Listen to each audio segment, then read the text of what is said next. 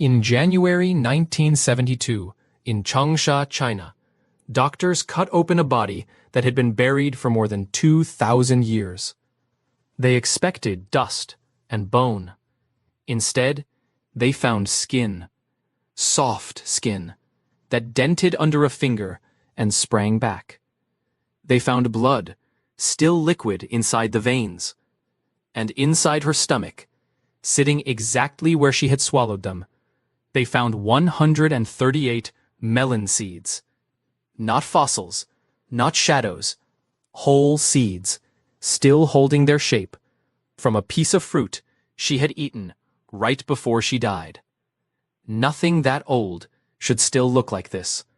Somehow, this woman did. Her name was Xin Zhui, though most people call her Lady Dai. She lived during China's Han dynasty, married to a nobleman named Li Cang, who managed the kingdom of Changsha for the emperor. She died around 163 BC, likely in her 50s. When her family buried her, they placed her inside 4 coffins, one nested inside the next, like a set of wooden dolls. Deep in the innermost coffin, her body lay in a pool of strange, reddish-brown liquid. For decades, people believed that liquid was some kind of ancient preserving medicine, maybe even a Taoist immortality potion. That belief turned out to be wrong. The tomb was found by accident.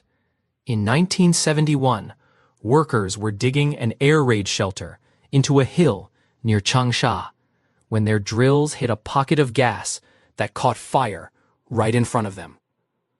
Archaeologists came to investigate and found something strange under the hill. Layer after layer of white clay, then a thick wall of charcoal, over 16 tons of it, packed around a wooden chamber. It took months to dig through. When they finally reached the coffins in early 1972, the air inside had been sealed off from the outside world for more than 2,000 years. Almost nothing from her time survives anywhere else. Han Dynasty wood rots. Cloth turns to dust. Bodies become bone, then nothing at all. Archaeologists have opened thousands of tombs from this period and found empty coffins, collapsed timber, maybe a few bronze pots. The exact recipe of the liquid around her body is also lost. Scientists have tested it again and again. It contains no mercury, no arsenic, nothing that matches the old stories about elixirs meant to stop decay. Whoever sealed her tomb never wrote down what they used, if they used anything at all. That part of the story is simply gone. What survived, instead, is her. Her joints still bend. Her arms can be lifted at the elbow. Her eyelashes are still attached, and so is most of her hair. Doctors found her blood type, A, still testable from liquid inside her vessels, something almost never possible in remains this old. When pathologists performed an autopsy in 1972, they found her original organs still in place, including a damaged heart and hardened arteries. She looked, in the words of the scientists who examined her, like someone who had died weeks earlier, not centuries. 2,000 years usually erases a person completely. Somehow, most of her stayed. The things buried with her survived too, especially the silk. Archaeologists pulled out more than 100 pieces of clothing, folded and stacked, colors still visible after 2,000 years underground. One gauze robe was so fine that the whole thing weighed only 49 grams, light enough to fold into a matchbox. Over her innermost coffin, they found a long silk banner painted in the shape of the letter T, showing her journey from death up into the sky. It is one of the oldest paintings from China that still exists today. Colors barely faded, the brushstrokes still sharp enough to count. Nearby, in a smaller tomb built for a young relative, probably her son, archaeologists found something just as rare: books. Not paper, but silk, folded and rolled, covered in ink writing that had survived the same 2,000 years underground. Among them was one of the oldest known copies of the Tao Te Ching, along with medical texts describing exercises and remedies, and maps charting the movement of comets across the sky. Almost no writing from this period survives anywhere else in the world. Wood rots and paper crumbles, but sealed away from air and water, ink on silk simply waited. All of this survived for one basic reason. The tomb was sealed almost perfectly. The white clay outside was a type called kaolin, packed thick enough to block water.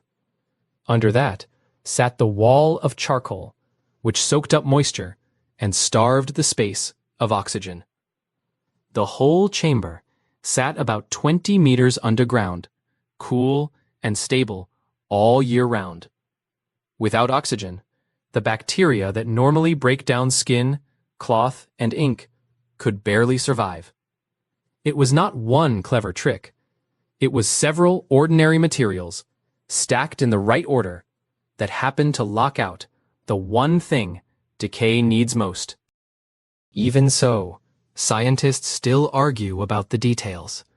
Some think the reddish liquid seeped in slowly from groundwater over the centuries, reacting with the coffin wood to turn faintly acidic. Others think it played some active part in keeping her tissue soft, even if it was not the elixir people once imagined. They also disagree about why she died.